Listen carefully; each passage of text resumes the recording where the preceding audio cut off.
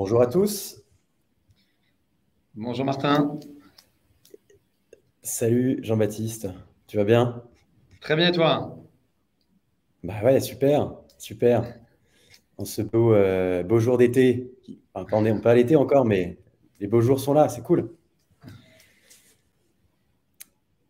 Alors, bon, il est 13h02, on a 2 minutes de décalage.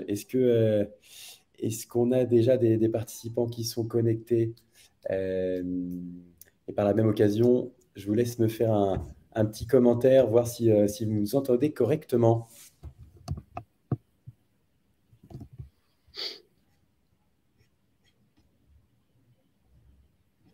Alors,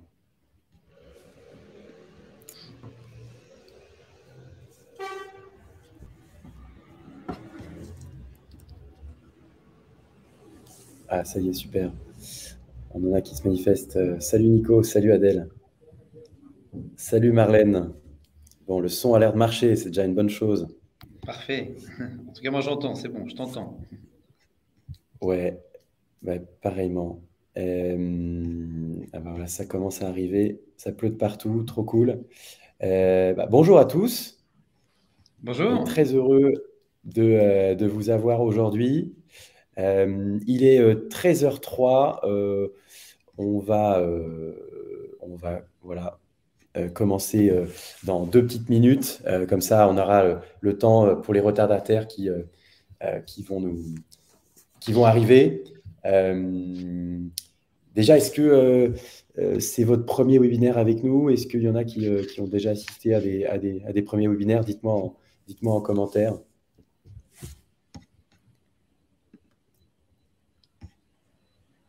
Donc, je vais rappeler rapidement pour ceux qui sont nouveaux dans cette série de webinaires, comment ça se passe. On va, Jean-Baptiste et moi-même, prendre 20 minutes de temps sur ce sujet. Hein, on va essayer de tenir le chrono, même s'il y aurait beaucoup plus de choses à dire, mais on va voilà, essayer de rester dans ce laps de temps imparti pour avoir justement aussi un peu de temps avec vous pour répondre à l'ensemble de vos questions. Je pense que ça sera intéressant en fin de webinaire. Donc, n'hésitez surtout pas, tout au long de la présentation, à nous poser les questions à l'écrit en commentaire. Jean-Baptiste et moi, on les voit. Et puis, peut-être qu'il y a des questions sur lesquelles on rebondira vraiment si c'est pertinent en live. Et dans tous les cas, on prendra le temps en fin d'épisode, euh, notamment Jean-Baptiste, qui aura, je pense, pas mal de choses à dire et pas mal de questions, j'en suis sûr, pour répondre à toutes vos interrogations. Voilà. Ça doit se faire comme ça, JB? C'est parfait. Je te laisse commencer et introduire tout ça. Bon, trop cool. Euh, Écoutez, c'est parti. Euh, on va démarrer ce webinaire. Je voudrais déjà me présenter. Voilà, pour ceux qui ne me connaissent pas encore, moi c'est Martin, je suis président et cofondateur de Bivouac. Chez Bivouac, on accompagne des particuliers dans leurs projets d'investissement locatif, de la définition de leurs critères de recherche jusqu'à ce qu'ils soient propriétaires d'un appartement qui soit entièrement décoré, rénové et loué. Et on fait ça dans une quinzaine de villes qu'on a sélectionnées en France. Voilà. Avec moi, j'ai aujourd'hui le grand plaisir d'avoir Jean-Baptiste, qui est président et fondateur de Carte Financement. Voilà, je te donnerai la parole incessamment sous peu. Jean-Baptiste, tu pourras nous en dire plus sur ton métier et ce que vous faites au quotidien. Si je devais résumer en 2 mots, tu me laisses le faire. Carte Financement, c'est ceux qui accompagnent des particuliers comme des entreprises, des professionnels de l'immobilier dans le financement de tout type de projet. Ça va d'un achat, une résidence principale, d'un investissement locatif, même à des projets plus complexes, des opérations d'achat-revente, de promotion. C'est à peu près ça? C'est ça, tu es embauché, Martin. Bon, c'est parfait. Voilà, je sais que j'ai un job qui m'attend si jamais je décide de quitter Bivouac. Trop bien. Euh, voilà, en 2 mots, écoutez, pour ceux qui ne connaissent pas l'entreprise, voilà ce qu'on fait. Hein, je vous pas m'étendre là-dessus. On chasse des appartements dans des villes sélectionnées et on vous accompagne sur toute la chaîne. Bivouac, nous, ça fait depuis 2017 qu'on existe. On a opéré pour près de 250 millions d'euros investis voilà, ce qui représente aujourd'hui une 450 projets qu'on mène à peu près chaque année. Du côté de carte financement, pour ceux qui n'ont jamais fait appel à un courtier, voilà, un courtier, ce n'est pas une banque. Son métier, c'est d'aller déjà chercher justement la bonne banque, le bon interlocuteur, fluidifier les échanges, mais aussi peut-être réfléchir avec le client à la meilleure stratégie pour optimiser son financement, obtenir les meilleures conditions et tout simplement obtenir un financement parce que ce n'est pas une chose aisée comme on va le voir aujourd'hui. Exactement, c'est compliqué en ce moment. Un peu plus compliqué, Ouais. mais pas impossible. Un peu plus compliqué effectivement en ce moment, pas impossible, mais vous continuez à financer encore pas mal de Bien projets. sûr. Vous en avez fait surtout pas mal depuis 2019, votre année de création, avec 1,8 milliard Non, déjà 2009, financé. tu as oublié 10 ans. On existe depuis 2009. Ah, 2009, alors désolé pour la coquille. Je me Presque disais, 2 milliards en effet de financés depuis qu'on existe. Et c'est vrai que j'ai pas vu la coquille, tiens. Donc presque 2 milliards et avec une rien que année, ça. c'est vrai, assez record l'année dernière. Ouais, j'imagine. Bon, tu étais mieux placé que tout le monde pour évoquer justement le clivage entre peut-être l'année 2022 et l'année 2023. Qu'est-ce qui a changé? On va y venir. Justement, ce sera le gros sujet.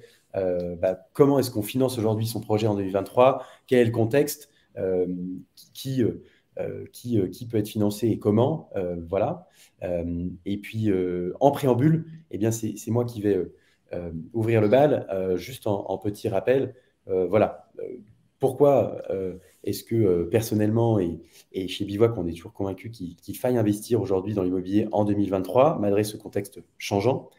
Euh, la première raison, c'est que déjà, peu importe sa motivation, que ce soit voilà, l'envie de préparer sa retraite, transmettre à ses enfants, sécuriser son patrimoine, ou tout simplement faire travailler son argent, l'immobilier a certains atouts qu'on va voir, et notamment l'immobilier locatif. Le premier constat qu'on peut faire, c'est que c'est un placement qui plaît de plus en plus. Comme on atteste les chiffres, il y a de plus en plus de gens qui se lancent dans un projet d'investissement locatif. C'est près de 30%, des transactions immobilières qui ont été réalisées l'an passé. Donc c'est en forte progression par rapport à quelques années auparavant. C'est près de 340 000 transactions du coup l'an dernier. Je trouvais aussi intéressant de voir que des sondages qui ont été menés récemment attestent que finalement, les Français ont toujours autant d'appétit pour la pierre. Voilà, c'est autant de Français qui souhaitent investir dans l'immobilier là en début d'année que en août de 2021, période encore faste, notamment sur le crédit. Donc voilà, l'appétit ne se résolve pas. Par contre, les motivations et le type de projet peut-être est en évolution. On le voit notamment avec de moins en moins de Français qui se disent vouloir mener une opération de résidence principale en premier. On va voir les raisons sous-jacentes juste après. Et donc, ces gens-là qui peut-être décident de ne plus mener un projet d'acquisition de résidence principale se reportent notamment vers l'investissement locatif. On voit une part de plus en plus grandissante de Français qui souhaitent se lancer. Alors, est-ce que c'est une véritable volonté pourquoi finalement un changement de paradigme? Pourquoi de moins en moins d'acquéreurs sur la résidence principale et peut-être plus en plus de personnes motivées par l'investissement locatif? Ce n'est pas une simple volonté, selon moi, c'est aussi une contrainte, une conjoncture, des contraintes de marché qui font que aujourd'hui, c'est de plus en plus compliqué tout simplement d'acheter une résidence principale. Comme l'atteste en fait le pouvoir d'achat immobilier qui a été fortement impacté, notamment dans les plus grandes métropoles françaises, vous avez tous fait le constat, hein, il y a des prix qui sont toujours très hauts et des conditions d'emprunt qui ont évolué et qui sont de moins en moins favorables. Nous, on a fait le petit exercice justement pour illustrer ça, illustrer le fait que c'est toujours de plus en plus dur pour des acquéreurs d'acheter une résidence principale. avec un ménage qu'on a pris, voilà, un couple de jeunes actifs parisiens qui voudraient acheter leur première résidence principale. Donc déjà, deux personnes qui gagnent très bien leur vie, avec 120 000 euros de revenus net annuels. C'est pas tout le monde qui peut se permettre de se targuer d'avoir ce genre de revenus. Mais c'est ce qu'il fallait, en fait, en janvier 2022, pour acheter un appartement de 70 mètres carrés pour respecter, voilà, vous avez dû en entendre parler, ces conditions de taux d'endettement maximum de 35%. En fait, 120 000 euros de revenus net annuels, c'est ce qu'il faut pour avoir une mensualité, être capable d'assumer une mensualité de 3 500 euros chaque mois. Et avec cette mensualité-là, aux conditions de taux sur une durée de 20 ans auquel on pouvait prétendre il y a un peu plus d'un an, en janvier 2022, eh ben, on pouvait emprunter 731 000 euros. Ça correspond, voilà, au prix moyen du mètre carré à Paris, à un appartement de 70 mètres carrés. J'espère que vous me suivez jusque-là. N'hésitez surtout pas à poser vos questions s'il y a des choses qui ne sont pas claires. Je peux y répondre en live. Et pour les questions que je jugerais plus pertinentes de creuser plus profondément, on y répondra à la fin. Donc, fort de ce constat-là, le constat, la situation, voilà, vous l'avez tous vu, les taux ont augmenté. Hein. En janvier 2023, un an plus tard, on était à des taux qui frôlaient les 2,5%. Avec ça, même si les prix avaient légèrement baissé à Paris, finalement, le constat, c'est ce même couple ne peut emprunter que 640 000 euros, ce qui permet de financer un achat de 62 mètres carrés à Paris. Et donc une perte de surface achetable de 8 mètres carrés. La situation, elle a évolué encore jusqu'à l'heure où on se parle. En juin, je ne sais pas si Jean-Baptiste, tu me valides dans ces chiffres-là, j'ai pris 3,5% de taux d'emprunt nominal sur 20 ans en moyenne. Est-ce que c'est quelque chose que tu constates aussi? T'es conservateur, c'est bien parce qu'on y arrive doucement. Alors c'est vrai, on trouve encore des choses en dessous de ça. Mais tu as raison, clairement, on arrive à ce niveau-là très prochainement. Et je vois que tu parles de 4%. Et je partage cette analyse. Ce 4% sera atteint d'ici fin d'année, je pense. Voilà. Je ne veux pas être l'oiseau de mauvais augure. Effectivement, j'ai modélisé aussi qu'est-ce qui se passera en septembre 2023 si les taux arrivent à 4%. Peut-être qu'ils seront un peu en dessous, peut-être un peu au-dessus. Moi, j'espère personnellement qu'ils seront encore à des niveaux plus faibles. Maintenant, voilà, je crois que tu en parleras mieux que moi. Il y a effectivement une volonté encore bien installée des banques centrales de contrer cette inflation toujours présente, donc de continuer à augmenter les taux, et peut-être que ceci serait amené à se stabiliser à ces niveaux-là. En tout cas, pourquoi est-ce que j'ai modélisé tout ça? C'est pour faire le petit exercice pour vous représenter la perte de pouvoir d'achat que ça représente, même si les prix continuent de baisser à Paris. Hein, admettons qu'en septembre prochain, ils soient 4% moins élevés, c'est-à-dire en dessous de la barre des 10 000 euros.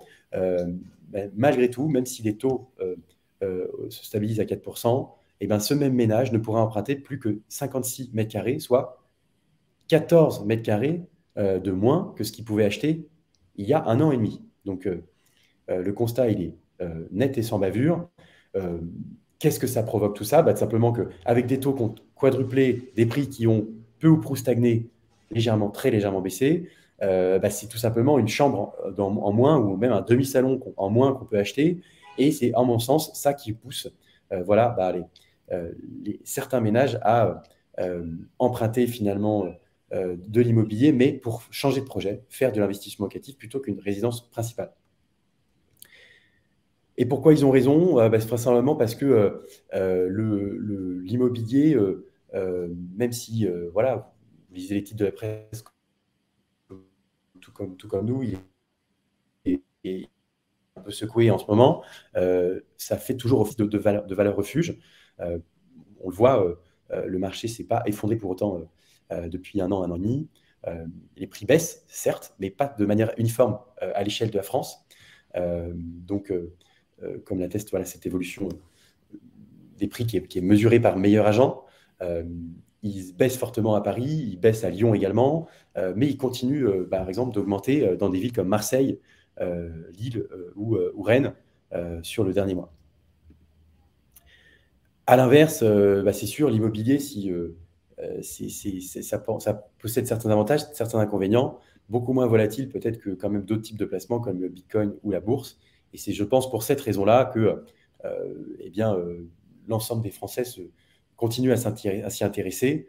Euh, J'accélère parce que je vois le temps qui tourne déjà, mais euh, ce que je trouvais aussi important de rappeler, c'est qu'on a, moi, on vient souvent me poser la question, est-ce que le marché va s'effondrer et très clairement, je ne suis pas Madame Irma, j'ai pas toutes les cartes pour répondre avec certitude à l'ensemble de ces questions, mais mon ressenti et mon analyse sur la base des éléments que j'ai à m'apporter, c'est que déjà, voilà, avec ce qu'on voit, la demande est toujours très forte pour l'immobilier, ce qui a sûrement pour conséquence de faire continuellement évoluer les prix vers le haut. Euh, mais aussi, il y a des paramètres, par exemple, qu'on peut mesurer, qui sont très différents de la situation qu'on a eue en 2008, durant laquelle voilà, les prix ont été fortement tangués. Même si en France, ils ont baissé que de 10% à la suite de cette crise financière majeure. Voilà, aujourd'hui, on a quand même une situation du marché hypothécaire, notamment américain, qui est beaucoup plus favorable, des crédits accordés à taux variable dans toute la zone euro en bien moins grand nombre. Donc, tout ça me fait penser que aujourd'hui, voilà, encore plus qu'hier, le marché de l'immobilier, certes, va connaître des évolutions. Il évolue d'ailleurs de manière disparate à l'échelle de la France, par exemple, mais il ne devrait pas s'écrouler pour autant. Voilà, j'espère que j'ai introduit suffisamment clairement le contexte du marché d'immobilier aujourd'hui. Et donc maintenant, la grande question centrale, et je vais laisser la parole à Jean-Baptiste. Une fois qu'on est motivé pour lancer un projet immobilier, comment est-ce qu'on le finance? Et là, Jean-Baptiste, je te laisse la parole. Et Je tu vois peux passer les Antoine slides. d'ailleurs qui anticipe. Je vois des questions là, Antoine qui anticipe un petit peu sur ce 35% de taux d'endettement. Donc on va en discuter, bien entendu. Super. Je te laisse passer les slides alors. Le contexte réglementaire est plus compliqué qu'il n'a été. Vous avez peut-être tous entendu parler du Haut Conseil de la stabilité financière. Donc, si vous ne savez pas trop ce que c'est, je vais essayer d'aller un petit peu rapidement sur le sujet. Depuis janvier 2022, il faut savoir que on a décidé de légiférer sur le sujet, notamment du taux d'endettement et également d'ailleurs de la durée du prêt, puisqu'en France maintenant, les banques qui vous octroient des crédits immobiliers, notamment résidentiels, alors j'insiste, puisque le crédit immobilier résidentiel aux particuliers, il est légiféré par le Code de la consommation, c'est le L313-1 du Code de la consommation. Et donc là, on est dans ce cadre-là. Et je dis ça parce que ça va répondre un petit peu à la question d'Antoine tout à l'heure. C'est qu'en effet, ce 35% de taux d'endettement qui peut être parfois dérogé, c'est-à-dire qu'on peut déroger à ce taux d'endettement, à ce 35% dans 20% des cas, mais il faut que dans 80% des cas, ce soit pour de la résidence principale. Ce qui laisse plus que 20% de 20% pour le locatif, c'est-à-dire 4% des cas. Donc, c'est relativement mince. Maintenant, il y a quelques possibilités, en effet, de sortir de ce problème et notamment de le professionnaliser un petit peu. Et là, il y a un grand débat. Et c'est pour ça que, malheureusement, c'est jamais tout noir et jamais tout blanc. Et il y a malheureusement, bien sûr, il y a des lois, elles sont écrites, mais après, il y a des juristes et des avocats et des gens qui sont bien plus compétents que moi sur le sujet, qui sont là pour en débattre et parfois défendre des points de vue. Et sur ce sujet-là, il y a quelques divergences, puisqu'en fait, il y a un cas de jurisprudence qui date de 2022, d'ailleurs, je crois, ou 2021 ou 2022, qui dit justement qui a donné raison à une banque, puisqu'un client particulier était offusqué parce que son taux de crédit dépassait le fameux taux d'usure. On en reparlera encore.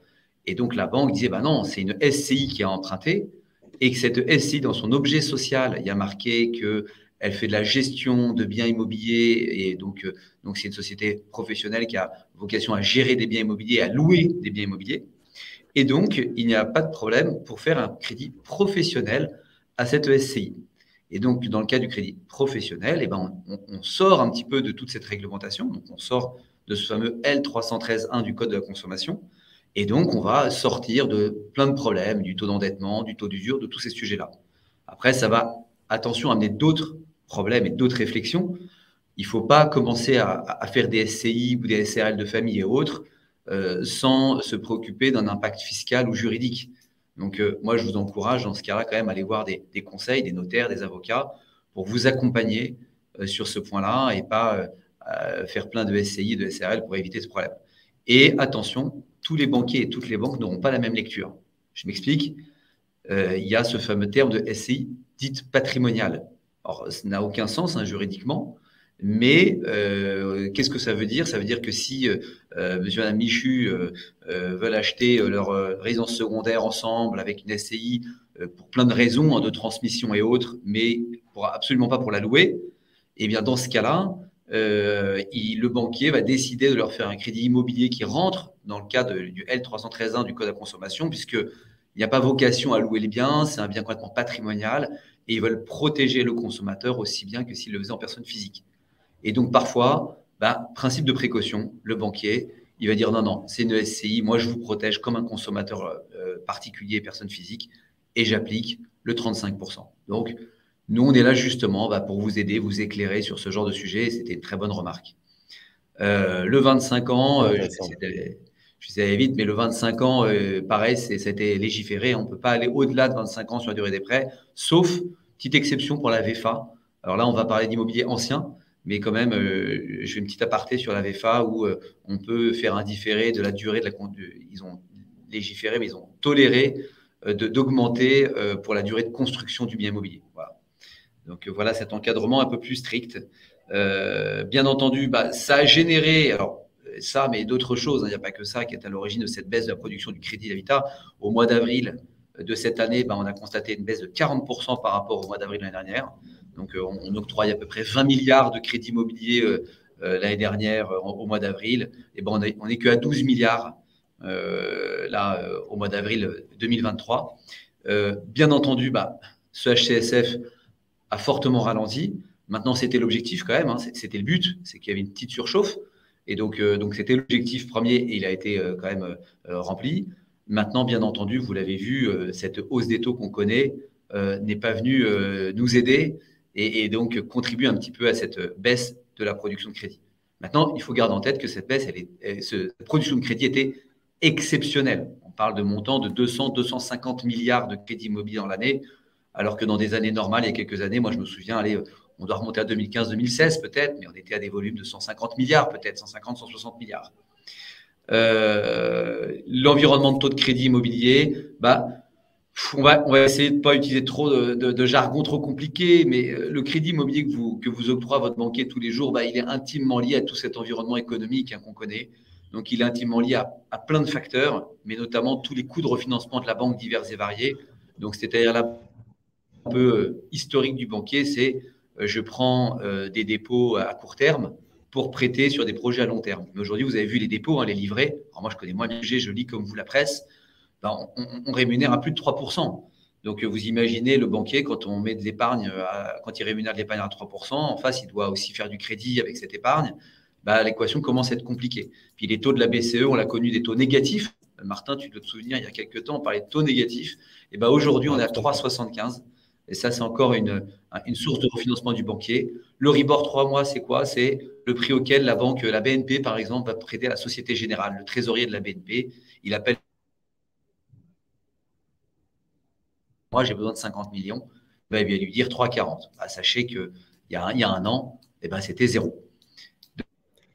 L'environnement fait que l'OAT 10 ans, c'est le prix auquel se refinance l'État français. L'État français, quand il emprunte à 3%. Et c'est ce qu'on appelle dans la finance le taux sans risque. Et il faut savoir que ce taux sans risque, il était encore négatif il y a quelques temps, il y a un an. Et donc, vous voyez, cet environnement de taux, on le subit aujourd'hui, on le retrouve dans les crédits immobiliers long terme. Et là, je suis très gentil parce que, tu vois, j'ai mis 2,9 sur 15 ans et 3,15 sur 20 ans. C'est des taux qui vont être bientôt complètement désuets. Ce sont des très bons taux, puisque sur 20 ans, on voit des choses à aller 3,10. C'est un super taux aujourd'hui sur 20 ans. On voit des choses à 3,30, 3,40, 3,50. Voilà. Donc, ce qu'on comprend, c'est que si la banque elle-même se finance auprès de la BCE à 3,75, forcément, elle qui va prêter ensuite à l'investisseur, à l'acheteur d'un bien immobilier, elle va vouloir faire une marge, donc elle va forcément prêter au-dessus. Donc, c'est facile à comprendre que bien sûr, les taux C'est un petit crédit peu ça. immobilier vont être amenés à évoluer forcément au-dessus de 375, quoi. Voilà. Et alors le métier, alors on a de la chance en France quand même, on se plaint beaucoup tous, hein, souvent le français aime bien se plaindre quand même. Mais moi je vais essayer de défendre un tout petit peu les banquiers, même si parfois je me bats un peu contre j'ai tendance à me battre contre toute la journée. Donc je vais essayer de les défendre un tout petit peu parce que je leur tape dessus tout le temps. Et là où je vais défendre un peu, c'est qu'aujourd'hui en France, sachez que le crédit c'est un produit d'appel, c'est un produit qui n'est pas margé, très peu margé, où le banquier gagne très peu, voire zéro. Donc, c'est pour ça, il va vous faire des crédits aujourd'hui relativement attractifs par rapport à d'autres pays. On entend des États-Unis, les Anglais qui empruntent à 6-7%. Nous, on a encore de la chance. Le banquier français, il ne nous prête pas trop cher, profitons-en. À côté, c'est vrai, il faut bien qu'il gagne un peu sa vie. Il y a d'autres produits beaucoup plus margés, vous le savez, comme l'épargne, l'assurance, les moyens de paiement. Voilà. Donc, c'est en tout cas un modèle bancaire. C'est comme ça, c'est notre modèle qui fait que le crédit, et profitons-en, soyez contents, et il est relativement peu margé. Donc, c'est une bonne nouvelle. Je te Exactement. Et laisse puis, bah, passer. comme tu vas en parler, ouais, effectivement, bien avoir ça en tête, là, que quand on va voir un banquier pour obtenir un crédit, c'est peut-être pas ça qui Exactement, c'est l'intéresse très vraiment à prime important. abord. C'est vraiment là, construire cette relation avec toi, investisseur, acheteur, et demain, peut-être te proposer aussi d'autres produits et sur le long terme. Ouais, c'est une très bonne remarque. Nous, on a voulu, donc j'ai voulu vous présenter plusieurs profils d'investisseurs que nous on voit au quotidien. Mais pour tous ces investisseurs, quels qu'ils soient, du jeune primo-investisseur au plus averti, Martin, tu as parfaitement raison.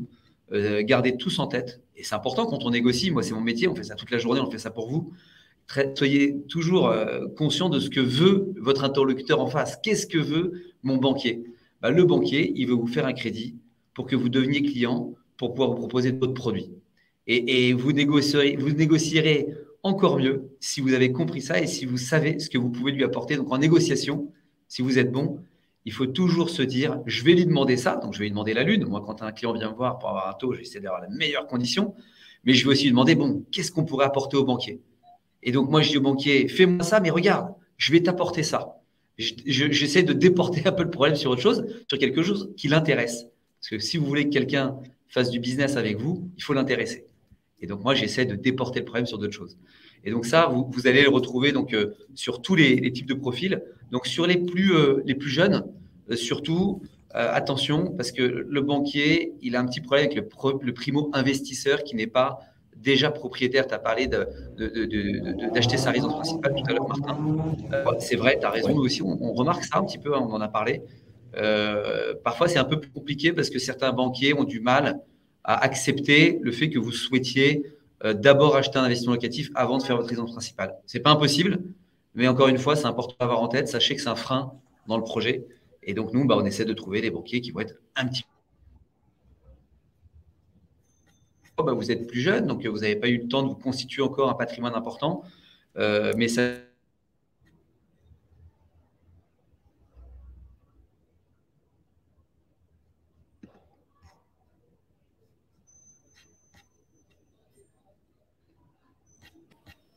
Bon. Même s'il est possible, vous m'entendez si quelqu'un est en ligne, il y a une petite coupure. Sachez que donc, Ouais, on t'entend. cette notion d'apport, on peut être amené, le banquier peut vous demander jusqu'à peu près 10% d'apport. Et donc ça, c'est important à avoir en tête parce que c'est 10% d'apport plus les différents frais du projet. Et la situation professionnelle, parfois, elle est un petit peu plus.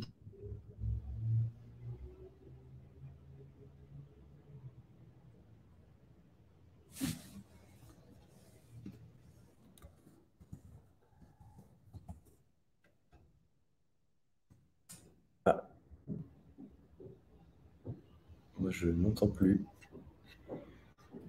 Ah, vous m'entendez, Ouais, on t'a perdu, Martin? Jean-Baptiste. Jean-Baptiste, je crois qu'on t'a perdu. Moi, est-ce Ah, que pardon. nos auditeurs Tu nous m'entends? entendent? Ouais, ça coupe, ça a l'air de couper un petit peu de Ah, ton côté, pardon. visiblement. C'est revenu? Ouais, c'est revenu. Écoute, vas-y, on te laisse poursuivre. Tu nous parles de la situation Désolé. Bon, professionnelle de. je vais essayer. Ouais, la situation professionnelle. Donc, la situation professionnelle, donc des jeunes, hein, et parfois plus délicate, notamment si vous êtes profession libérale, intermittent du spectacle, jeune entrepreneur, sous les 3 derniers bilans. Donc, dans ces conditions-là, on va prendre le variable des 3 dernières années. Donc, ayez-le en tête, c'est important. Et aussi le pays de résidence, parce que nous, on accompagne aussi bien des Français en France, mais également des Français à l'étranger ou des étrangers qui investissent dans le pays de résidence, il est très important et certains pays sont très plus compliqués que d'autres. Désolé si ça a coupé un petit peu, j'espère que tout est revenu. On va Ouais, écoute, passer c'est à revenu en l'autre ordre. slide. Donc,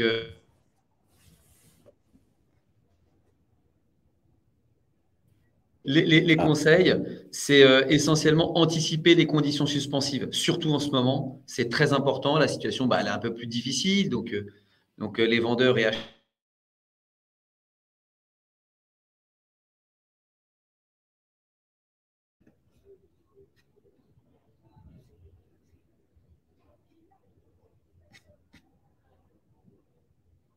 aïe, j'ai l'impression que là, je t'ai perdu moi définitivement. Est-ce que vous Vous entendez m'entendez? parler de problématiques énergétiques. Les banquiers sont de plus en plus sur ce sujet de.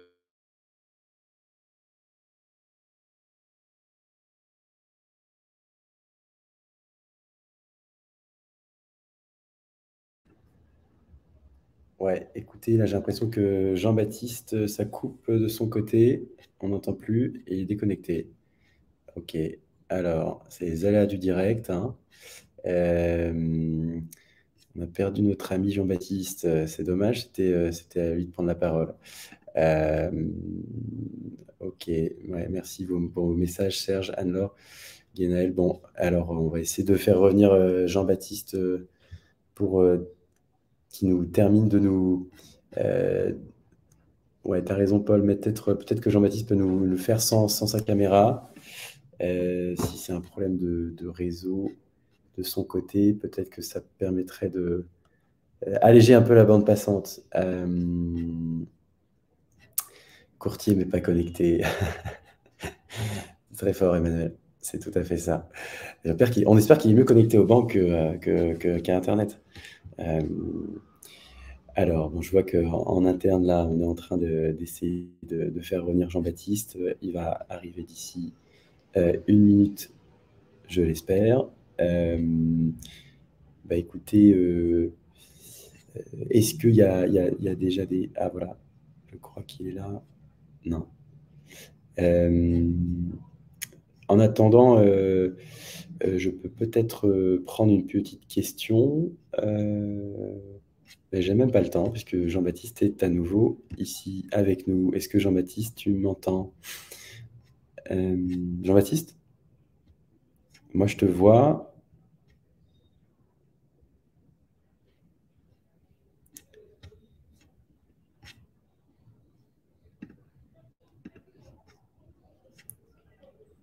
Alors, toujours pas.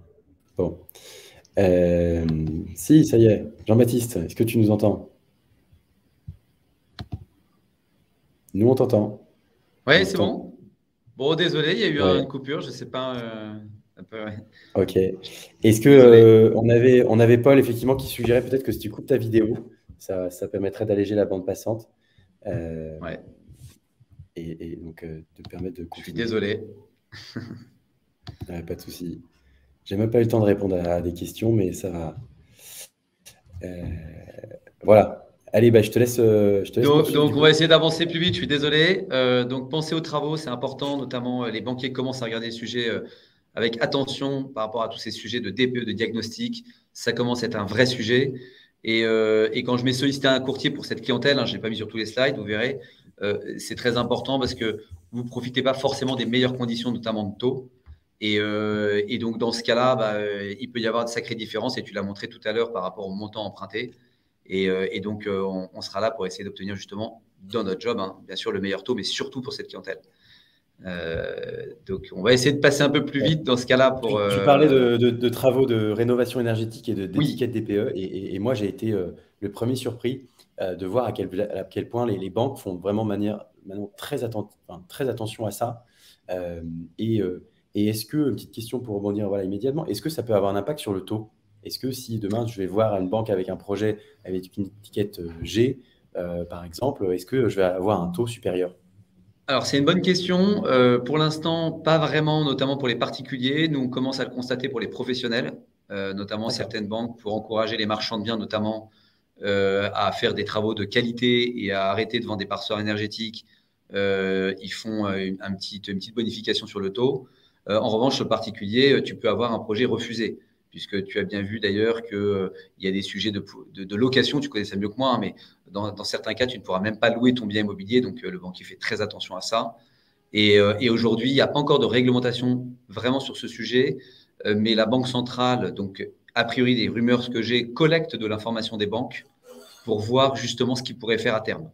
Donc à mon avis, ils sont plus dans cette démarche de collecter beaucoup d'informations pour à terme réussir à légiférer éventuellement sur ce sujet et peut-être faire des taux en fonction de ça ou des prêts à taux zéro, j'en sais rien, à voir. Très clair. Bah, effectivement, je pense que c'est quelque chose qui va bouger énormément sur ces aspects-là. Voilà, je te laisse poursuivre. Voilà, bien sûr, vas-y. Donc, pour les investisseurs un peu plus avertis, nous, ce qu'on constate, on en parlait tout à l'heure, c'est ce sujet de SCI. Donc, souvent, ils utilisent, enfin, de temps en temps, en tout cas, ils utilisent des SCI ou en tout cas, des véhicules hein, pour faire leurs investissements. Alors, comme je disais tout à l'heure, bah, ça peut être une bonne manière de passer outre ce problème de 35% de taux d'endettement et ce HCSF. Et donc là-dessus, bah, vous avez vu, je vous l'ai dit tout à l'heure, bah, il y a plusieurs visions des banques. Donc un sujet parfois qui peut être un peu plus délicat qu'on ne le pense. Je parlais de club deal. Alors ça, il y a beaucoup des investisseurs patrimoniaux un peu avertis qui nous appellent et qui s'associent avec des amis ou des connaissances et qui se mettent à 2, 3, 4 pour réaliser des investissements. Parfois, c'est compliqué bah, pour une raison notamment que tu as évoquée tout à l'heure, c'est pour l'entrée en relation. Le banquier rentre moins bien en relation dans ce cas-là avec les clients. Il a peur de faire ce qu'on appelle du crédit sec, c'est-à-dire que du crédit. Donc, il n'aime pas trop. Et puis en plus, ça paraît bête, mais c'est parfois 3, 4 fois plus de travail pour le banquier que pour le même projet. Donc, puisqu'il doit analyser toutes les données de tous les emprunteurs. Et ensuite, le sujet donc, du taux d'endettement. Alors, c'est bizarre hein, de le mettre sur cette clientèle parfois un peu plus avertie, qu'on peut croire bah, relativement plus aisée, mais c'est des gens qui ont déjà investi et qui ont parfois un taux d'endettement bah, plus élevé, puisqu'en fait, ce calcul de taux d'endettement aussi a été légiféré, puisque le banquier, qu'est-ce qu'il va faire? Il va prendre la totalité de vos charges, donc notamment de vos crédits, qui va le diviser par vos revenus issus de vos salaires, vos revenus professionnels, plus vos loyers, souvent décotés de 70 à 80%.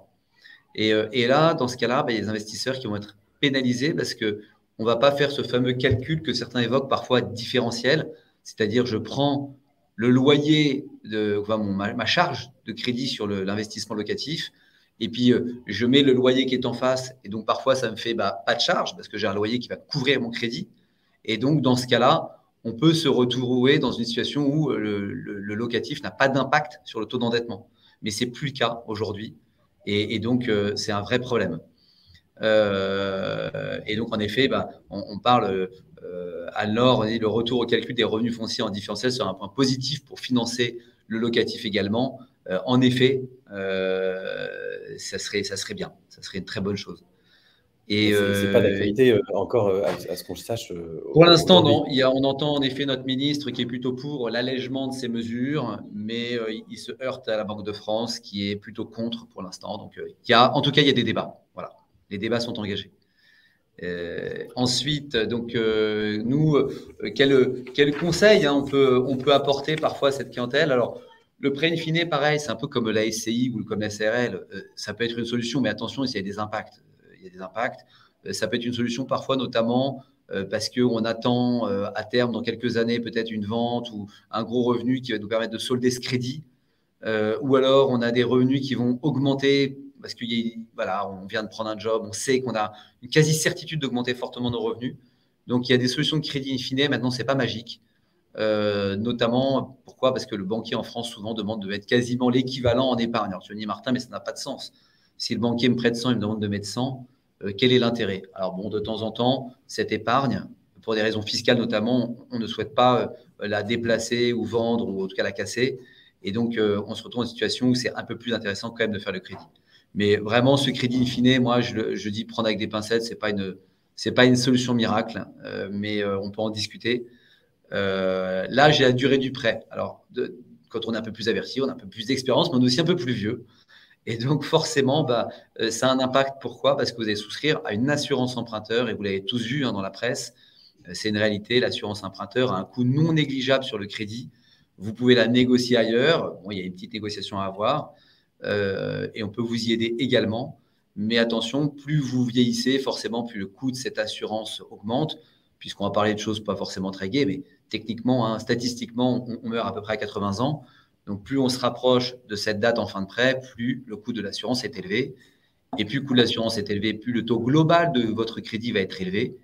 Et donc, plus vous allez vous rapprocher du fameux taux d'usure dont on n'a pas encore vraiment parlé, qui est le taux maximum auquel les banques ont le droit de vous prêter. Et c'est un problème actuellement parce que ce taux d'usure, il n'augmente pas aussi vite que les taux de marché. Et donc, parfois, on est contraint par un taux d'usure un peu trop bas. Le banquier aimerait prêter, mais on atteint le taux d'usure et on ne peut pas vous prêter. Donc, pareil, encore un sujet à anticiper et on peut vous y aider en allant trouver une assurance moins chère. Encore une fois, j'insiste, moi, sur ce pays de résidence, peut-être je suis un petit peu mal formé parce que nous, 20-25% de nos clients sont non résidents.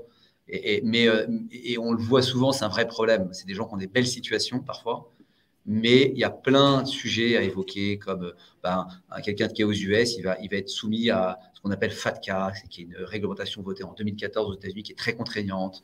Le UK va être très compliqué, ils sont sortis de l'Europe. Le continent africain, c'est encore compliqué. Donc, vraiment, pareil, encore une fois, renseignez-vous. Sur une clientèle fortunée, alors oui, parce qu'on a quand même quelques clients aussi, et parfois qui ont réussi. Je te le souhaite d'ailleurs, Martin, avec Bivouac, de réussir. Et ces gens-là, parfois, ils ont réussi, ils ont travaillé dur, et puis ils vendent leur société, ils gagnent beaucoup d'argent.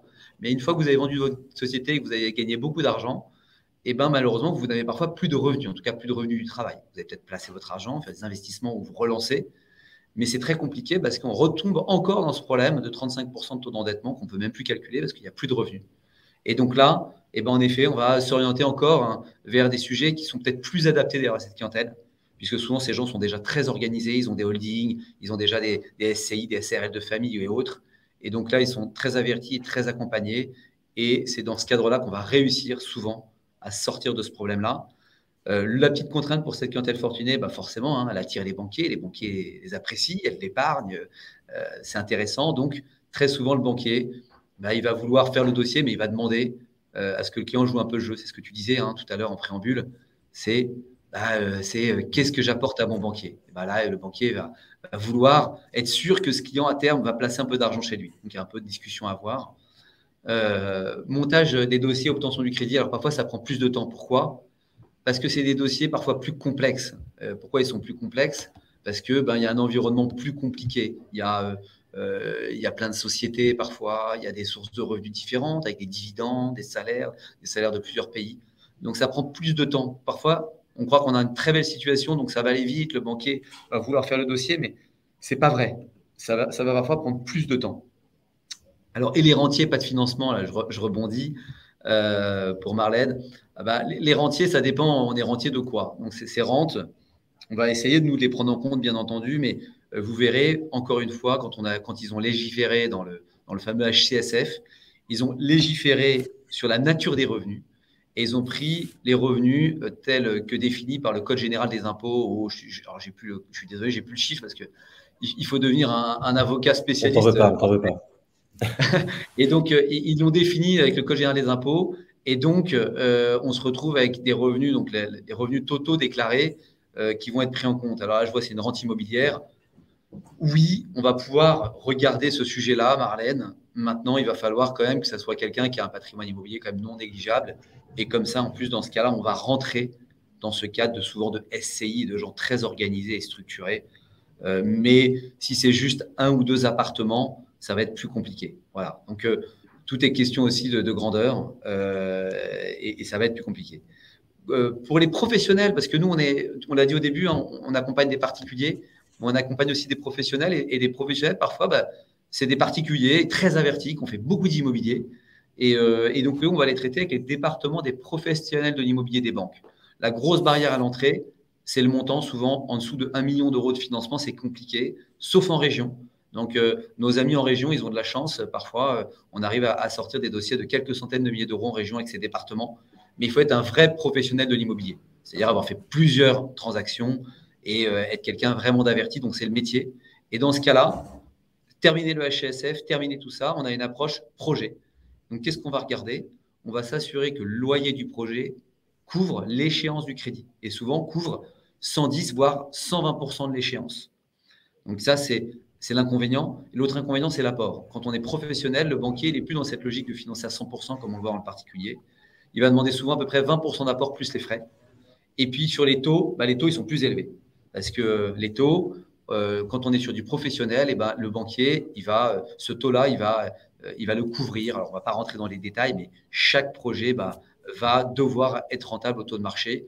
Et au tout début, je n'ai pas rebondi dessus, mais j'ai parlé du taux swap 15 ans. Le taux swap 15 ans, c'est le taux auquel le banquier, il échange un taux fixe contre un taux variable, parce que le banquier, lui, il veut que du taux variable. Quand vous lui donnez du fixe à 4,5, lui, il veut l'échanger contre un taux variable. Sachez que le banquier, quand il échange, quand il veut du taux variable sur 15 ans, le taux fixe qui est en face, c'est 3%. Donc aujourd'hui, le banquier, son coût de refinancement, c'est le coût du swap, 3%, plus une marge. Donc 3% plus 1 ou 1,5%. C'est pour ça qu'on arrive à ce 4, 4,5%. Alors parfois un peu moins. Les mieux lotis dans le professionnel, c'est les professions libérales et parfois les petits professionnels. Voilà. Mais je vous ai donné un taux un peu dur parce que là, ce matin, d'ailleurs, un de mes courtiers me disait qu'il avait eu 3,60. Mais ce n'est pas une pratique de marché. Je préfère être dur dans mon approche et vous dire de mettre 4,5. Et ensuite, donc sur cette clientèle, pour avoir fait le tour, je te laisse passer. Voilà. Le coût, il est plus élevé, forcément. Mais ça reste un avantage. Pourquoi? Parce que la décision, elle est plus rapide. Pourquoi? Parce qu'on a affaire à des banquiers assez spécialisés, très avertis, qui ont des pouvoirs de décision assez élevés. Donc, ça va plus vite. Peu ou pas de caution personnelle. Vous savez, quand vous faites un crédit immobilier, vous serez caution personnelle. Là, dans ce cas-là, on peut les négocier, on peut les discuter. Et comme je vous disais, vous avez des interlocuteurs de qualité. Très clair. Voilà, les taux, rapidement. Un peu les taux, ouais. Tu vois, on n'avait pas échangé là-dessus, Martin, mais on se retrouve. Bien sûr, on trouve toujours un peu moins. Là, j'ai vu, je crois, il y a une semaine ou deux, j'ai vu du 2,9 sur 20 ans, mais ça, c'est fini. C'est un dossier que j'ai négocié il y a quelques semaines, voire un mois. On voit encore peut-être du 3,10, 3,20 sur 20 ans pour les meilleurs dossiers. Mais tout ça, comme tu le disais tout à l'heure, va augmenter. Donc, je préfère que vous soyez prudent. Mettez 3,30, 3,50 dans vos projections. Et puis, le 25 ans, là, à 3,40, pareil, il commence à augmenter. Et là, j'ai reçu les grilles de taux et je commence à voir les premières grilles de taux m'afficher du 4% sur 25 ans. Donc, ça y est, on commence à y arriver chez certains. Et d'ailleurs, dans cette période de hausse des taux, là, je vais vendre un petit peu notre maison. Mais en période de hausse des taux, tout le monde ne monte pas de la même manière chez les banquiers. Donc, nous, on va savoir qui monte à quel moment. On va essayer d'aller chercher celui qui va monter le dernier. Voilà. Donc là, il y a encore plus d'intérêt de passer par un courtier. Pour les non-résidents, c'est encore pire alors voilà, pour les non-résidents, c'est encore pire en effet. Pourquoi? Toujours pareil, on en revient au même sujet. Je l'aurais dit, c'est qu'il y a moins de relations commerciales avec quelqu'un qui habite à Dubaï ou aux États-Unis qu'avec quelqu'un qui habite en France. Notamment, la monnaie est différente, la réglementation est plus compliquée, la personne est loin, difficilement joignable. Quand vous habitez au Japon, c'est compliqué de vous joindre.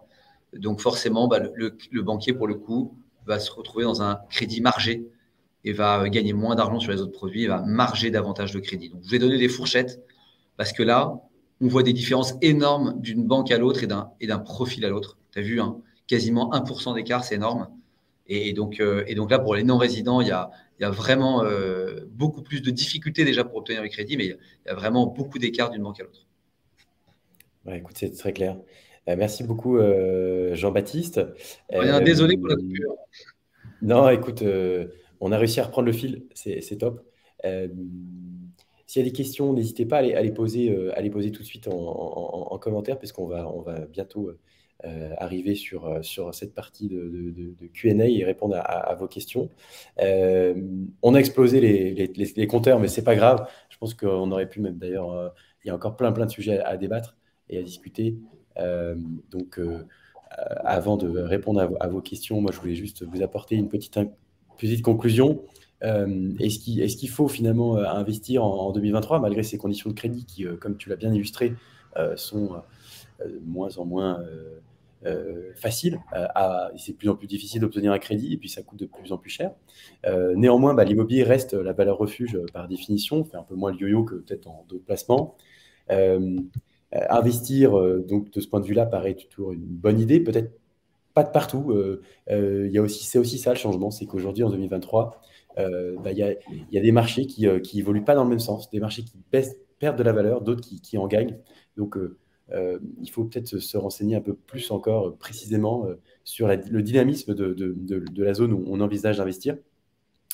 Malgré que les conditions d'emprunt aient augmenté, pas oublier quand même qu'on reste sur des taux qui sont, comme je l'ai noté, en fait, encore au niveau de ce qu'on avait en 2014, donc il y a un peu moins de 10 ans. C'est pas si lointain que ça. Avant ça, ils étaient encore beaucoup plus élevés. Voilà, donc on a la mémoire courte, hein. C'est pour ça que forcément ça nous paraît exorbitant comme montant, parce qu'on se rappelle de 2020, 2021, où on avait des taux qui étaient vraiment au plancher, dans une situation qui était très certainement pas tenable, hein, pour tous les organismes financiers. Et on est tout simplement en train de revenir dans un peu plus de normalité à l'heure actuelle, où on se parle, avec des taux qui restent cependant toujours moins élevés que l'inflation, et donc bénéficier de l'effet de levier, acheter, investir, faire travailler son argent, plutôt que de laisser à rien faire, avec un pouvoir d'achat qui se dégrade du fait de l'inflation actuelle. Ça semble quand même être une bonne idée. Voilà, je voulais vous laisser là-dessus.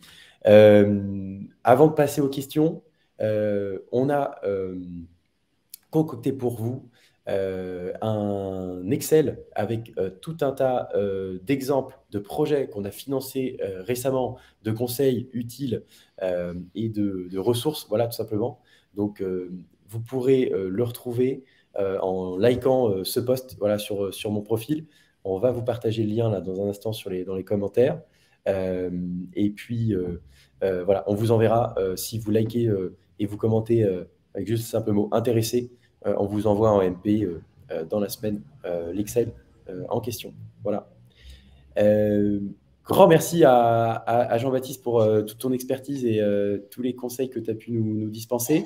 N'hésitez pas à aller directement vous rendre sur leur site internet cartefinancement.com, où vous pourrez bénéficier d'une étude personnalisée en entrant en contact avec un de leurs experts en financement.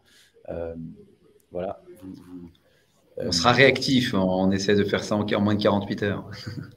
Ouais, et connecté. Vous avez là. Il y a un petit problème Wi-Fi de temps en temps, mais c'est une passade. Bon, écoute, j'espère que cette présentation vous a plu. Place aux questions-réponses. On a Paul qui nous demande, est-ce que Carte Finançant, vous accompagnez les sociétés de marchand de biens? Oui, bien sûr. C'est une activité même importante chez nous. On a des gens dédiés à cette activité. Donc, pour le faire rapidement, le marchand de biens, comment ça se finance? Déjà, comme je disais tout à l'heure, il y a de l'apport. Les banquiers les plus agressifs financeront jusqu'à 85% du coût de revient total de l'opération. Quand je dis coût de revient total, c'est acquisition, travaux, frais, tout ça. Donc là, c'est un banquier très agressif et ça commence à être plus compliqué, je ne vous cache pas, ces derniers temps. Et puis, ça va descendre jusqu'à 80, 70, voire 60% sur les opérations les plus importantes. Donc, plus on a des petites opérations, plus on arrivera à trouver un montant important, mais plus on aura de mal à trouver un banquier intéressé par une petite opération. Et plus on a une grosse opération, plus on trouvera des banquiers intéressés, mais plus l'apport sera important. Donc ça, c'est la première chose pour le marchand de biens, le nerf de la guerre, c'est combien de fonds propres, combien d'apports je vais devoir mettre. Et puis ensuite, le deuxième sujet, c'est la manière de le financer, les taux, les coûts. Donc les coûts aujourd'hui, ils ont explosé là-dessus. Donc comment il faut faire? Il faut avoir des opérations quand même qui tournent relativement vite, puisque les coûts, on est à Euribor plus 2, 3, 4 pour les pires. Donc quand vous faites Euribor plus 3, l'Euribor est à 3,40 plus 3, ça fait 6,4%. Donc, pour les meilleures opérations, on sera aux alentours de 5, 5,5, mais on va vite monter à 6, 6,5, 7. Et donc, ça, il faut l'avoir en tête. Ça peut marcher si on a une opération bien margée qui va tourner assez vite. En revanche, si c'est une opération avec une marge de moins de 15% qui va durer 24 mois, il faut la remettre en question, je pense. Donc, voilà un peu les grandes lignes du marchand de biens, mais n'hésitez pas à nous appeler. Hyper intéressant. Merci Jean-Baptiste. Moi-même, je n'avais pas cette connaissance aussi fine de la pratique. Ouais. Acheter en viager libre qui peut être loué. Alors, c'est une bonne question, Habib, puisque en effet, on a eu le sujet, on l'a fait. Alors, techniquement, et je l'ai appris il y a quelques années par hasard, techniquement, on peut prendre une hypothèque dans ce cas-là sur le bien objet de l'acquisition, parce que le viager, ce n'est rien d'autre qu'un démembrement. Et donc, on a le droit d'hypothèque la nue propriété, de l'usufruit, tout ça, sauf que le banquier, dans les faits, ne le fait pas, puisque le banquier ne veut pas se retrouver avec une partie de biens immobiliers. Si jamais il doit exercer sa garantie, si le crédit n'est pas remboursé, c'est un marché quand même un peu moins liquide. Donc, comment on fait? Alors, on peut le faire avec deux méthodes. Soit en faisant intervenir un banquier qui va faire intervenir une société de cautionnement. Vous connaissez peut-être, pour les plus avertis, Crédit Logement ou SACEF, qui sont les deux plus grosses sociétés de cautionnement en France. Qu'est-ce que ça veut dire? Ça veut dire que quand le banquier vous fait un crédit immobilier, il ne va pas prendre une hypothèque sur le bien, mais il va interroger ces organismes qui vont cautionner le projet. Et en cas de défaut, c'est cet organisme qui va payer la banque et qui va se retrouver face à vous pour gérer ce défaut de paiement. Quelle est la règle principale à avoir en tête avec les sociétés de cautionnement? C'est quand une société de cautionnement, dans le cadre du viager notamment Habib, va vous prêter 100, il faut absolument qu'en face, vous ayez déjà 100 d'immobilier après crédit. Ça veut dire que quelqu'un qui n'a pas d'immobilier, ça va être très dur, mais quelqu'un qui a déjà de l'immobilier avec ce qu'on appelle une marge hypothécaire, c'est-à-dire un reste d'immobilier d'une valeur de 100 000 euros, les sociétés de cautionnement peuvent étudier le dossier. Donc, ce n'est pas impossible. Et la deuxième solution, c'est le crédit hypothécaire. Vous avez déjà un bien immobilier, on l'hypothèque, on dégage des liquidités en hypothéquant ce bien immobilier. Et ces liquidités, vous les utilisez pour acheter le viager. Écoute, hyper clair. Donc, ceux qui se pensent à faire des bons coups en viager, vous avez maintenant un peu plus de billes. Amine, je me propose de prendre celle-là si tu veux bien, JB. Ouais, j'allais te le dire, j'allais te le passer. Voilà, parce qu'effectivement, c'est une question qu'on nous pose tous les jours. De manière très franche, oui, aujourd'hui, le rendement net, on va dire, des opérations d'investissement locatif a été fortement impacté par l'augmentation du coût de crédit. Hein, c'est simple. Les taux d'intérêt, c'est une charge que vous devez payer. Ils étaient 3 fois moindres il y a un an. Donc, qu'est-ce que ça veut dire? Ça veut dire que oui, c'est toujours possible de trouver des investissements locatifs rentables parce que ne faut pas oublier que,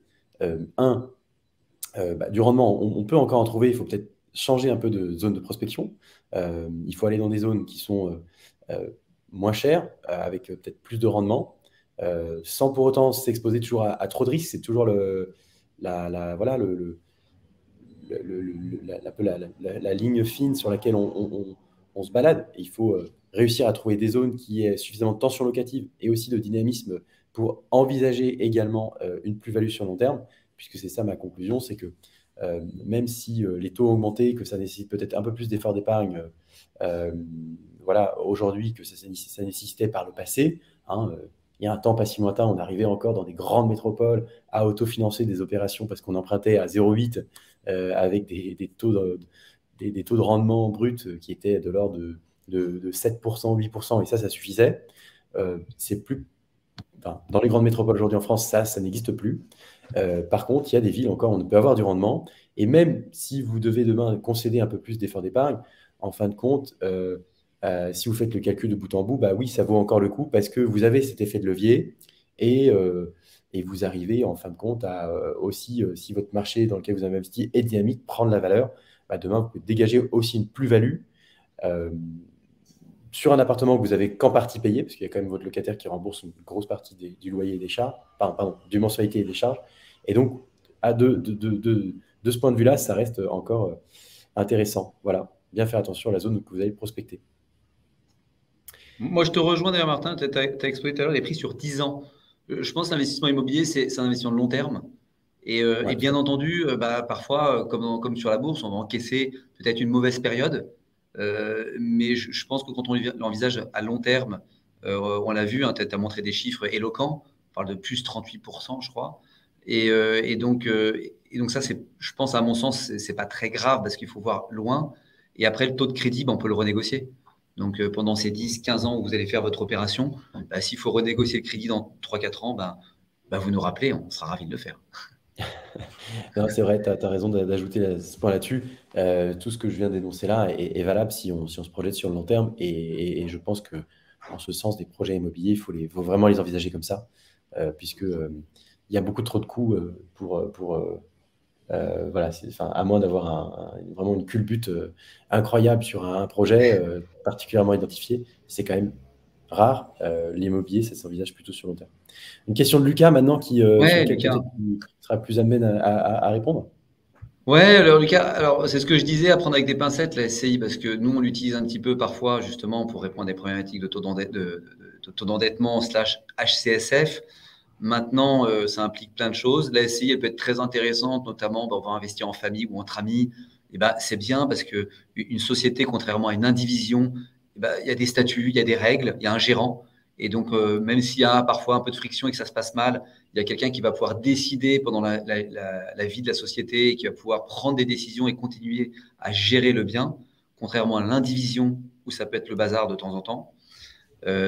Maintenant, si c'est une question purement relative au crédit, moi je pense que si on est primo-accédant, qu'on a un bon profil et qu'on peut le faire en direct, je pense que c'est plus intéressant. Notamment, la location meublée non professionnelle, quand même, elle a Ouais, un la avantage, fiscalité. donc le fameux LMNP, a un avantage énorme, puisque vous ferez avec Martin les simulations si vous les appelez, je pense, mais vous ne paierez pas d'impôt pendant 15 ans quasiment, puisque vous amortissez le bien immobilier. Ouais, tout à fait. Vous avez l'abattement sur la durée, l'abattement de la plus-value sur la durée de détention. Donc pour moi, le LMNP en personne physique reste mais une arme d'investissement fantastique et très simple. Donc C'est j'encourage clair. fortement à faire simple. Et maintenant, C'est clair. si on doit faire un peu plus compliqué, on le fera.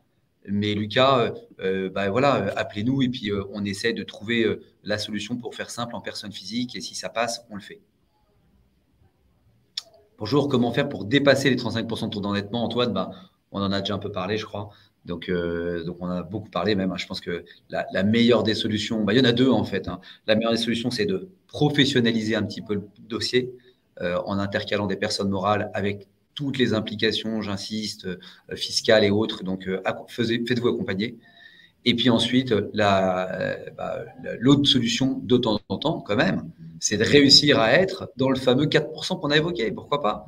Donc, si on a un banquier sympathique avec qui on a de bonnes relations et qui accepte de déroger, on peut déroger quand même et sortir des 35%. Donc voilà, mais je ne vois pas d'autre solution. Et peut-être, Antoine, peut-être tout ça va changer. Suivez l'actualité, c'est en cours. Ça bouge pas Alors, les mal intérêts sur le sujet. déductifs, si oui, à quel moment peut-on le faire? Alors, bien sûr, quand tu fais de l'investissement locatif, Antoine, tu vas pouvoir déduire, notamment, je parlais du fameux LMNP, hein, la location meublée non professionnelle, hein, c'est un statut fantastique, intéressez-vous à ça. Donc, vous allez bien sûr déduire tous les ans les charges d'intérêt, l'assurance, mais également, vous allez amortir votre bien immobilier comme une société. C'est-à-dire que le bien immobilier, tous les ans, on va dire qu'il s'amortit une certaine quote-part, à peu près sur 25-30 ans, hein, je crois, Martin, à peu près, ça doit être ça. Et Ouais. puis, avec ces amortissements, cette déductibilité des intérêts, ces assurances et tous ces frais, vous verrez à la fin, vous aurez un résultat fiscal, j'insiste, négatif, ou en tout cas proche de zéro, et qui pourra, avec en plus des reports possibles. Et donc, moi, j'ai fait plein de calculs, vous verrez, c'est très facile de ne pas payer d'impôts pendant au moins 15 ans. Donc, oui, Antoine, les intérêts seront déductibles. Je vous le confirme. Et ouais, il y a encore un avantage vraiment à passer en direct si on a la possibilité pour faire du LMNP au réel. La dernière question de Karl, peut-être pour ce Question webinaire piège. qui va bientôt toucher à sa fin. Je me propose d'y répondre, puis je te Vas-y. laisserai aussi ajouter ta touche, voir ce Vas-y. que tu en penses de ton côté. Mais qu'est-ce que vous pensez des SCPI ou de l'immobilier fractionné ou de l'investissement locatif dans l'environnement actuel? C'est une super question. Pourquoi? Parce que la SCPI, par exemple, on a vu le montant de collecte exploser l'an dernier. L'investissement, l'immobilier fractionné, c'est une nouvelle pratique qui se développe à fond là en ce moment. Donc l'immobilier fractionné, c'est quoi? C'est acheter, alors sans effet de levier, une partie seulement d'un immeuble, d'un appartement, d'un ensemble de lots. C'est de la SCPI un peu plus. C'est pas de la SCPI justement, mais c'est de l'investissement voilà, partagé, un peu plus ciblé. Et puis l'investissement locatif classique, c'est ce qu'on nous on fait tous les jours chez Bivouac, c'est acheter un appartement et être le seul et unique propriétaire. Qu'est-ce qui est mieux de parmi tout ça? je, je, je, je vais ramener vraiment toujours aux fondamentaux.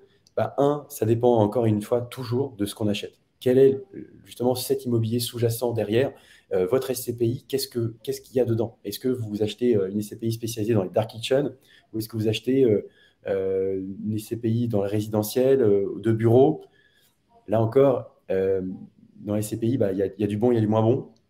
Parce que si vous me demandez l'avis sur le marché de l'immobilier actuel, oui, si vous avez investi dans une SCPI qui est spécialisée dans les bureaux en deuxième, troisième couronne parisienne, par exemple des bureaux à Vélizy, qui aujourd'hui, avec cette ère du télétravail, qui a fortement bouleversé aussi ce marché de bureaux, oui, c'est pas sûr qu'on on fasse des super, super résultats sur ces produits des SCPI. Et encore, ça dépend parce que tout se joue vraiment à l'actif en sous-jacent. Il y a peut-être des bureaux qui vont tirer leur épingle du jeu, même dans ces mêmes marchés que je viens de vous citer. Donc, c'est très compliqué de faire une généralité, mais ce qu'on peut conclure quand même sur ce sujet, par exemple, voilà, des SCPI, c'est que aujourd'hui, les grandes tendances, voilà, le résidentiel, dans certaines grandes villes, il y a toujours autant de tensions. Attention à certaines villes comme Paris, Strasbourg, on l'a montré un peu plus tôt dans cette présentation, Bordeaux, qui sont des villes qui, en hypercentre, perdent de la valeur parce qu'il y a des prix qui sont déjà très très hauts.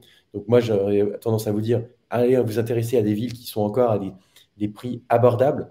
Finalement, c'est là où il y a un gros report d'attention aujourd'hui parce que les Français, à défaut de pouvoir acheter dans les villes très chères, se reportent vers les zones un peu moins chères, un peu plus éloignées parce que ça leur fait moins peur de prendre un peu plus de transport parce qu'ils ont, encore une fois, peut-être 2 jours de télétravail par semaine. Voilà. Donc, premièrement, ça dépend toujours voilà, de qu'est-ce que vous achetez derrière. L'immobilier fractionné, c'est pareil. Il y a des super opérations à faire, peut-être sur des locaux commerciaux hyper bien situés. Attention quand on achète un immeuble entier dans une ville, je sais pas, au fin fond de la Creuse, qui est peut-être qu'à moitié loué. Ouais, forcément, là, on va peut-être pas faire une super bonne opération.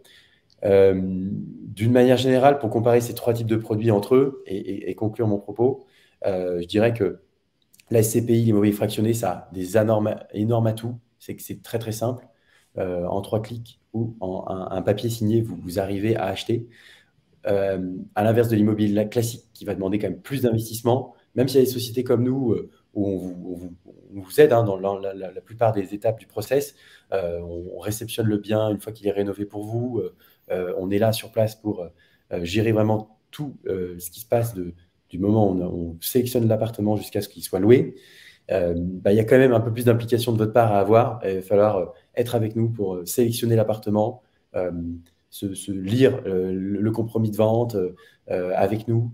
Et puis demain, vous allez avoir un gestionnaire qui va gérer votre bien pour vous, mais vous allez être en direct et apprendre si jamais il y a un locataire qui part ou il y a une machine à laver à changer.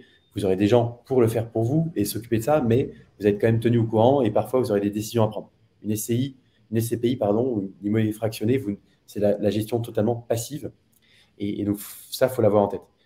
Le dernier avantage, et je laisserai la parole à Jean-Baptiste pour conclure cette question et cette présentation, quand même de l'immobilier locatif classique, c'est qu'on peut faire du crédit et on a un effet de levier qui est quand même si ce n'est le gros avantage qu'on doit retenir sur l'immobilier, faire du crédit, faire un effet de levier, aller voir une banque justement et prendre un crédit qui va être remboursé tout ou partie par le locataire, ça c'est quand même le gros avantage qu'on ne peut pas faire en immobilier fractionné, qu'on peut faire un peu en SCPI, mais à des conditions un peu moins favorables. Voilà, donc Voilà ce que j'en pense de ces 3 produits, mais peut-être qu'on fera peut-être un prochain webinaire sur ce sujet si ça vous intéresse. Dites-le nous en commentaire et sur ce, je laisse la parole à Jean-Baptiste pour conclure cette question et cette présentation.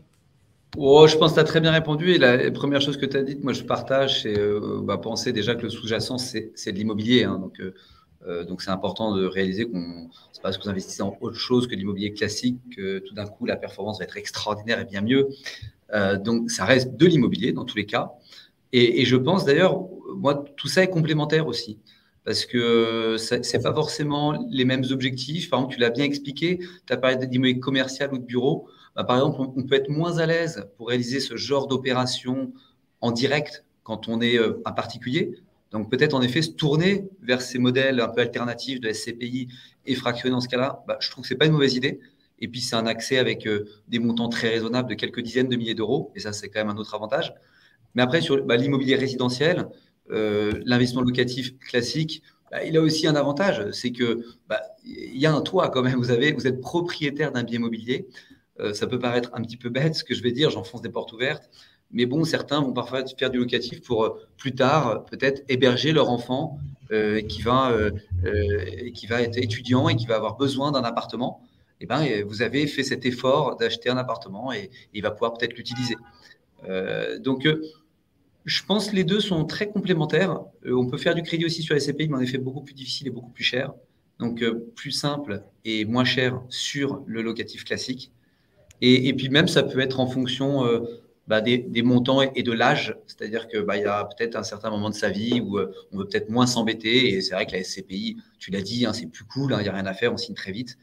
Et quand on est jeune, on est prêt peut-être à passer un petit peu plus de temps, même si Bivouac est là pour ça, normalement, est là pour vous aider à le faire. Mais voilà, moi je pense que tout ça est très complémentaire et ces schémas-là sont tous très intéressants, je pense. Eh ben, merci beaucoup, Jean-Baptiste. On a explosé Merci les Martin. compteurs, mais je pense Désolé. on a encore matière Non, non, c'était hyper intéressant. Enfin, en tout cas, je l'espère que vous avez trouvé ça intéressant. N'hésitez pas à nous le dire en commentaire, nous faire vos feedbacks. Vraiment, merci à toi, Jean-Baptiste, d'avoir partagé toute ton expertise pour nous en faire connaître davantage sur ce crédit immobilier. Si vous avez davantage de questions, n'hésitez pas. On y répondra par écrit, mes équipes et moi-même, et peut-être aussi celle de Jean-Baptiste, voilà, tout au long des prochains jours, ou au fur et à mesure que te revoilà. Au fur et à mesure que les commentaires arriveront. Et puis, petit rappel, voilà, si jamais vous voulez obtenir tous ces exemples de projets de financement qu'on a réalisés dernièrement, ces exemples d'investissement, ces exemples de ces 2-3 statistiques sur le marché actuel et conseils qu'on a accumulés, je vous invite à aller liker et commenter mon post pour qu'on puisse vous envoyer cet Excel. Un grand merci Martin et Bivouac. Super moment encore une fois avec toi. C'est toujours un plaisir de t'avoir. Et écoute, hâte déjà de la prochaine session. Avec plaisir. L'invitation, c'est moi qui dois t'envoyer une invitation cette fois. Ça fait 2 fois que tu m'invites. Écoute, j'attends avec hâte ton invitation pour la prochaine. À très bientôt. Merci. Voilà. À très bientôt. Merci à tous. Merci à tous. Et puis, à la prochaine. Voilà, j'espère que ça vous a À plu. bientôt. Au revoir.